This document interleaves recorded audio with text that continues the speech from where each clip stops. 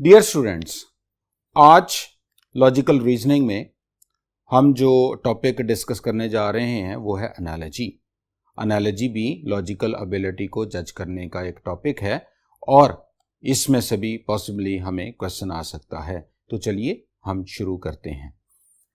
Analogy दो objects के दरमियान रिजेम्बलेंस फाइंड करने को कहते हैं, यानी कि एनालॉजी के अंदर हमने दो ऑब्जेक्ट्स हमें गिवन होंगी, उन दो ऑब्जेक्ट्स के दरमियान सर्टेन एस्पेक्ट्स को लेकर हमने रिजेम्बलेंस फाइंड करनी होगी और फिर उन्हीं रिजेम्बलेंस की बेस पे हमने आगे आंसर देना होगा, उसको एनालॉजी कहते हैं। जैसे कि इस क्वेश्चन में देखिए, पेटल और फ्लावर, इस तरह से हमें वर्ड गिवन होंगे। अब इनके दरमियान एक सर्टेन रिलेशन होगा, हमने उसी सर्टेन रिलेशन को नीचे गिवन 4 ऑप्शंस में फाइंड करना होगा। तो ये इस तरह से हमें एनालॉजी का क्वेश्चन आता है। अब हमने एनालॉजी के क्वेश्चन को टारगेट कैसे करना है, उसको सॉल्व कैसे करना है, तो चलिए अब हम how to solve the analogy question हम उसको देखते हैं। एनालॉजी का जो क्वेश्चन है उसको हम 4 स्टेप्स में हम सॉल्व करते हैं। वो 4 स्टेप्स कौन कौन से हैं? फर्स्ट है फाइंड द रिलेशन, नंबर 2 है ब्रिज सेंटेंस, नंबर 3 है चेक ऑप्शंस, नंबर 4 है रिकंस्ट्रक्ट ब्रिज। यानी कि 4 ऑप्शंस हमारे पास हैं, 4 स्टेप्स हैं जिन स्टेप्स को फॉलो करते हुए हमने अपने एनालॉजी के क्वेश्चन को सॉल्व करना होता है। वो कौन कौन से हैं? सबसे पहले जो गिवन पेयर होगा उसको हमने रिलेशन फाइंड करना है, फिर हमने उनका एक ब्रिज सेंटेंस बनाना है, जो फिर हमने उसकी ऑप्शंस को चेक करना है और एंड पे हमने ब्रिज सेंटेंस को रिकंस्ट्रक्ट करना होता है। तो आइए अब हम अगले बोर्ड पे जाके हम ये देखते हैं कि किस तरह से ये जो हमारे पास गिवन क्वेश्चन है इनको इस पर ये 4 स्टेप्स अप्लाई करते हैं और फिर इसको सॉल्व करने की कोशिश करते हैं। तो इसके लिए हम आगे चलते हैं। जी स्टूडेंट्स, 4 स्टेप्स को अब हम डिस्कस करते हैं। तो चलिए देखिए कि सबसे पहले फाइंड द रिलेशनशिप। अगर आपने रिलेशनशिप को फाइंड करना है तो हमारे पास देखिए फर्स्ट पे क्या था, हमारे पास फर्स्ट पे था पेटल, दूसरा क्या था फ्लावर। अगर हम इसको देखें, इसके दरमियान हम रिलेशन को फाइंड करें तो ये पेटल्स हैं, ये सारी पेटल्स हैं और जब इन पेटल्स को इकट्ठा किया तो ये बन गया फ्लावर। यानी कि ये जो है petal is the part of flower. तो ये हमने सबसे पहले इनके दरमियान एक रिलेशन डेवलप किया कि पेटल जो है वो पार्ट है फ्लावर का, तो हमने एक रिलेशन अपने माइंड के अंदर डेवलप कर लिया। सेकंड स्टेज पे क्या होगा कि फिर हमने क्या करना है, एक ब्रिज सेंटेंस बनाना है। ब्रिज सेंटेंस है इज अ पार्ट ऑफ। अब यहां पे देखें, आपने लेफ्ट साइड पे जो पेटल को रखा, राइट साइड पे फ्लावर को रखा, तो आपका एक सेंटेंस बन गया ब्रिज सेंटेंस। इसको बोलते हैं कि ऐसा एक सेंटेंस जो इस रिलेशन को जो कंप्लीटली डिस्क्राइब करे, और इसको ब्रिज सेंटेंस कहते हैं। और जो ब्रिज सेंटेंस होता है ये बहुत इंपॉर्टेंट होता है। अगर आपका ब्रिज सेंटेंस करेक्ट नहीं बना तो हमारा जो आंसर है वो एक से ज़्यादा ऑप्शन आंसर आना शुरू हो सकती हैं। इसलिए ब्रिज सेंटेंस बनाना, जो करेक्ट ब्रिज सेंटेंस बनाना बहुत इंपॉर्टेंट है। चलिए अब हम ब्रिज सेंटेंस हमारा बन चुका हुआ है, यहाँ पे हमने रिलेशन फाइंड कर लिया, यहाँ ब्रिज सेंटेंस बना लिया। अब हम आगे देखते हैं, ऑप्शंस को चेक करते हैं। हमने सेंटेंस बनाया था इज पार्ट ऑफ। अब लेफ्ट हैंड साइड पे, क्योंकि देखें पेटल जो है वो लेफ्ट हैंड साइड है और फ्लावर जो है वो राइट हैंड साइड पे है, तो हमने जो पेटल को लेफ्ट हैंड साइड पे रखा, फ्लावर को राइट हैंड साइड पे रखा और सेंटेंस को कंप्लीट किया। तो जब हम नीचे चलेंगे तो लेफ्ट हैंड साइड वालों को लेफ्ट हैंड साइड पे, राइट हैंड साइड वालों को राइट हैंड साइड पे रख के हम सेंटेंस को कंप्लीट करेंगे। और जिस सेंस के साथ ये वाला सेंटेंस कंप्लीट हुआ है, इन 4 ऑप्शन में से एक ऑप्शन ऐसी होगी जो सेम सेंस के साथ उस सेंटेंस को कंप्लीट करेगी। फॉर एग्जांपल देखिए, अब हम कोशिश करते हैं कि डॉक्टर है, doctor is a part of hospital. Logically तो लगता है ये ठीक है, लॉजिकली तो लगता है वो पार्ट होता है, लेकिन सारे अगर उनको इकट्ठा करें तो वो फ्लावर, तो सारे डॉक्टर्स को इकट्ठा करें, हॉस्पिटल तो नहीं बनता। डॉक्टर तो हॉस्पिटल में काम करता है, वर्किंग प्लेस है।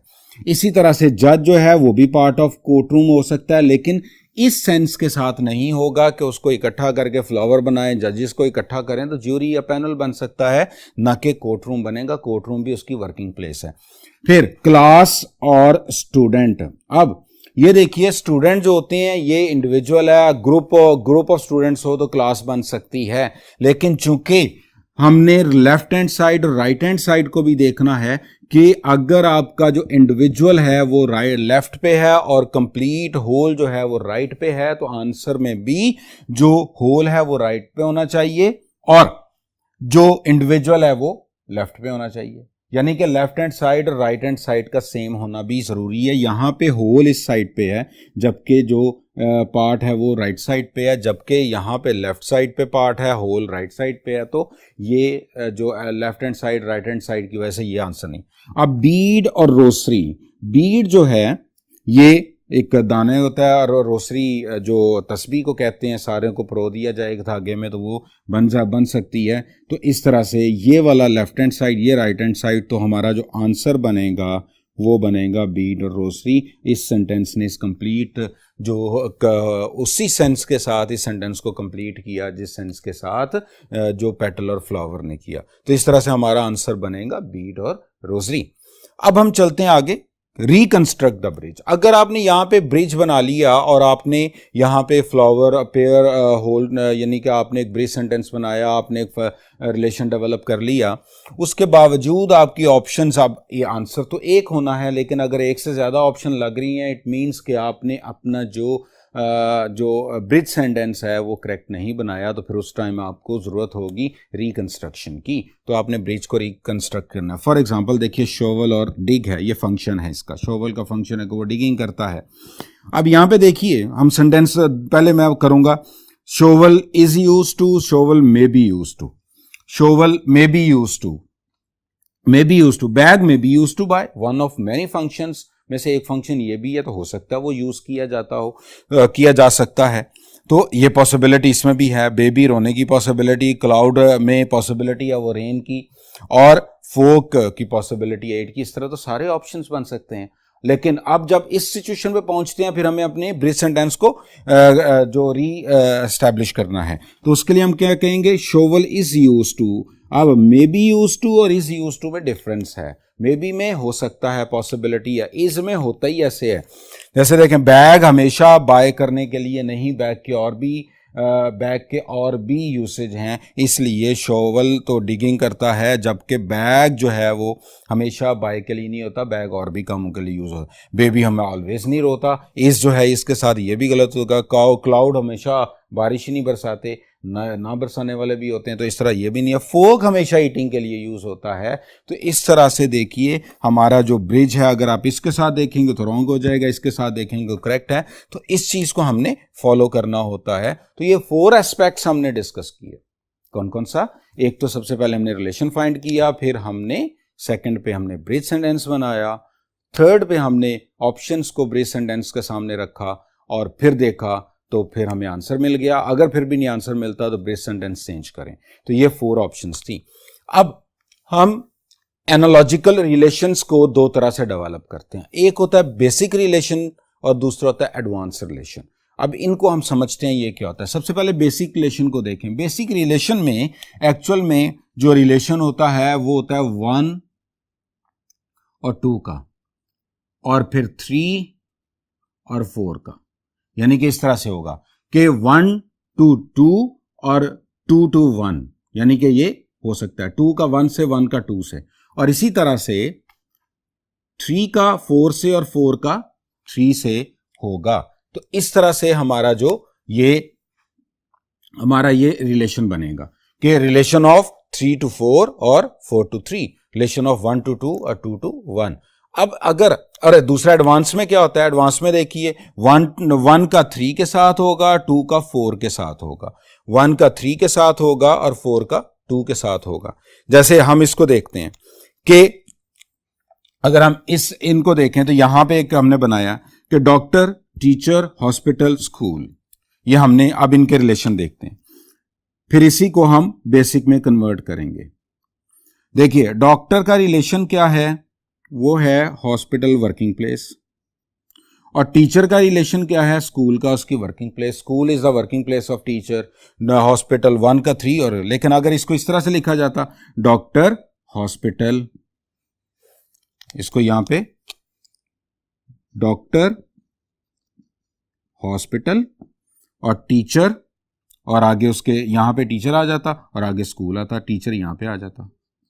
फिर एनालॉजी ये होती कि डॉक्टर का हॉस्पिटल और ये 1 का 2 से और 3 का 4 से, बेसिक हो गई 1 का 2 से, 3 का 4 से। तो इस तरह से दो तरह से रिलेशन बन सकते हैं, यानी कि इधर एक पूरा पेयर दे के दूसरा पेयर इधर हुआ और इधर से डिटेक्शन करवा ली, या फिर इनमें से इस तरह से पेयर दे दिया।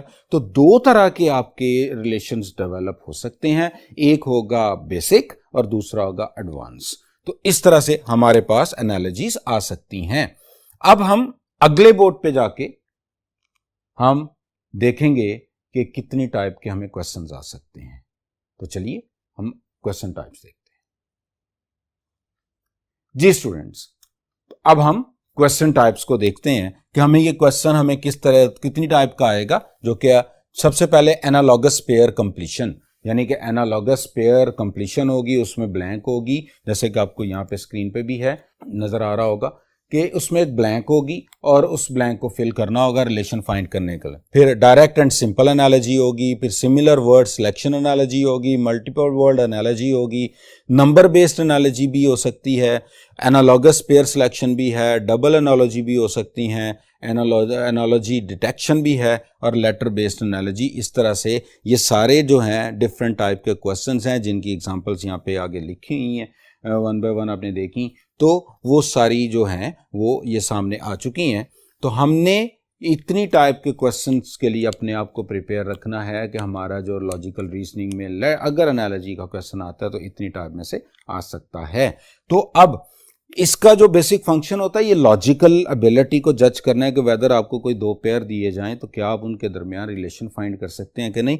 उसके लिए बहुत इंपॉर्टेंट है इसमें लॉजिक का। देखिए बेसिकली एनालॉजी जो है वो लॉजिक का ही क्वेश्चन है। जैसे यहाँ पे देखें आप कि एक तरफ वेल है और दूसरी तरफ फिश है। अगर हम इसके आंसर्स में देखें तो ट्राउट है और फिर बैट है। तो अब हमने जो इसमें आंसर जो होगा वो हमारा आंसर जो है वो अनयूजुअल आंसर है, वो क्या होगा, वो हमें बैट और बर्ड है, ये हमारा आंसर होगा जी। क्यों होगा, देखिए कि वेल एक फिश लाइक एनिमल है। वेल शेप से फिश है, शेप है इसकी फिश है, लेकिन बेसिकली ये फिश नहीं है, क्लास में मैमल है। और इसी तरह से ट्राउट, ये क्लास भी इसकी और शेप भी इसकी सेम है, इसलिए ये बिल्कुल नहीं है, ये इसके साथ एनालॉगस नहीं हो रहा। लेकिन बैट देखें, बैट और बर्ड को, बैट शेप में बर्ड लाइक है, ये शेप अगर देखें शेप में ये बर्ड है, जबकि क्लास में ये क्या है, मैमल है। तो अब ये देखें कि सेम एनालॉजी यहां पे बन रही है। तो इस तरह से समटाइम ऐसा होता है जो हमें नजर आ रहा होता है वैसा होता नहीं है। हमने हर लिहाज से अपने पेयर के रिलेशन को डेवलप करना होता है। जितना आप फिल्टर टाइट करते जाएंगे उतना ही आपका आंसर जो है वो करेक्ट होने के चांसेस होते हैं। तो इसलिए लॉजिक बहुत इंपॉर्टेंट होती है इसके। तो अब हम आगे सर्टन रिलेशंस को फाइंड करते हैं कि इसमें किस तरह से रिलेशन बनते हैं और हमने उसको किस तरह से सॉल्व करना है। उसके लिए अब हम अगले बोर्ड पे चलते हैं। जी स्टूडेंट्स, अब हम एनालॉजी के कुछ रिलेशंस को डिस्कस करते हैं। तो चलिए सबसे पहले देखें रिलेशन और उसकी फिर एग्जांपल्स। इंडिविजुअल एंड ग्रुप, इसमें एक पर्सन गिवन होगा, उसकी तरफ उसका जो ग्रुप का नेम होगा वो, जैसे देखें एक मक्खी हो तो उसको बी कहते हैं, और लेकिन अगर वो उसका पूरा झमघटा हो तो उसको स्वैम कहते हैं। तो इस तरह से एक रिलेशन होगा। फिर दूसरा रिलेशन है इंटेंसिटी का। क्वार्ल मामूली से झगड़े को कहते हैं, लेकिन एक्सट्रीम लेवल पे चले जाएं तो वॉर होती है, तो ये एक्सट्रीम होगा। फिर वर्कर और कौन सी प्रोडक्ट बनाता है, मेसन वॉल बनाता है, फिर टूल की एनालॉजी आ जाती है, वर्कर कौन सा टूल यूज़ करता है, सोल्जर का टूल जैसे गन होता है। फिर पार्ट टू होल है, जैसे हमने क्वेश्चन पीछे करके आए हैं, तो पार्ट टू होल है, जैसे cart is a part of wheel is a part of cart. फिर वर्कर की वर्किंग प्लेस के बारे में है, शेफ़ की जो वर्किंग प्लेस है वो किचन होती है। फिर टूल और एक्शन की बात करते हैं, ये भी एक रिलेशन है कि टूल का नाइफ है और वो उसका फंक्शन है कि वो कट करता है, वो काटता है। स्टडी और टॉपिक कौन सा है, ज़ूलॉजी जो है वो एनिमल की स्टडी को कहते हैं। एनिमल और थिंग, और जब वो एनिमल बोलते हैं तो उनकी साउंड के क्या नेम होते हैं, जैसे लॉयन की साउंड को रोरिंग कहते हैं, डंकी की साउंड को ब्रे कहते हैं। एनिमल और थिंग और उनकी क्लास कौन कौन सी है, जैसे रैट की क्लास रोडेंट होती है। इसी तरह से डिवेलिंग प्लेसेस कहाँ पे ये रहते हैं, जैसे बी जो है वो हाइव में रहती हैं और जो लॉइन है वो डेन में रहते हैं। फिर स्टोरिंग प्लेस कौन कौन सी है, ग्रेन को साइलो में रखा जाता है, साइलो जो वो जहाँ पे ग्रेन को स्टोर किया जाता है उसको कहते हैं। फिर जेंडर की एनालॉजी है मेल और फीमेल की, जैसे ड्रेक जो है और डक और ड्रेक जो है, ये जेंडर की एनालॉजी आ जाती है। फिर क्वांटिटी और उसके यूनिट का जो रिलेशन बनाएंगे, फोर्स की यूनिट न्यूटन होता है। फिर इसी तरह सिंबल एनालॉजी होती है, जैसे एक थिंग होगी और डॉव जो है वो सिंबल ऑफ पीस होता है। इसी तरह से एंटोनिम और वर्ड की एनालॉजी होगी, जैसे बेस्ट है तो फिर उसका एंटोनिम क्या होगा, वर्स्ट होगा। तो कुछ रिलेशन इधर भी देखें कि सिनोनिम और वर्ड है, हैप्पी का ग्लैड होगा, यंग वंस थिंग्स और उनके जो एनिमल्स और उनके बच्चों के क्या नेम होते हैं, जैसे शीप के बच्चे को लैम कहते हैं। फिर रॉ मटेरियल किससे बनते हैं, जैसे शूज़ का रॉ मटेरियल को लेदर बोलते हैं। फिर ओरिजिन कहाँ से, थिंग एंड इट्स ओरिजिन के कहाँ से उसका ओरिजिन है, जैसे हीट का ओरिजिन सन है। लॉजिकल कंक्लूजन क्या होती है, एक्सप्लोजन होगा तो फिर डेब्री यानी कि मलबा बन जाएगा, ये उसका लॉजिकल कंक्लूजन है। मैनर जो है, तरीकाकार क्या होता है किसी चीज़ को करने का, जैसे जो वॉक है, रन जो है, ये रन जो है वॉकिंग की एक मैनर है, तरीका है, तेज़ तेज़ भागना। वन स्टैगर भी उसी का है। डिफेक्टिव और इफेक्टिव मैनर्स होते हैं। फिर डेफिनेशन क्या होती है कि जैसे by definition a heap of sand is called dune, by definition a heap of earth is called mound, by definition heap of snow is called drift. तो इस तरह से और भी बहुत सारे रिलेशन है, ये तो हमने चंद एक यहाँ पे डिस्कस किए। तो इस तरह से आपको एनालॉजी के क्वेश्चंस आएंगे, नंबर एनालॉजी भी होगी, और वर्ड एनालॉजी भी हो सकती है। तो आपका काम है उनको जस्ट फाइंड करना कि उनके रिलेशन को फाइंड करके उनको किस तरह से सॉल्व किया जा सकता है। तो स्टूडेंट्स, हमने एनालॉजी के जो पॉसिबल जो ट्रिक्स एंड टेक्निक्स थी उनको डिस्कस किया, उनके डिफरेंट टाइप्स को डिस्कस किया, और इस क्वेश्चन को सॉल्व किस तरह से करना है डिस्कस किया।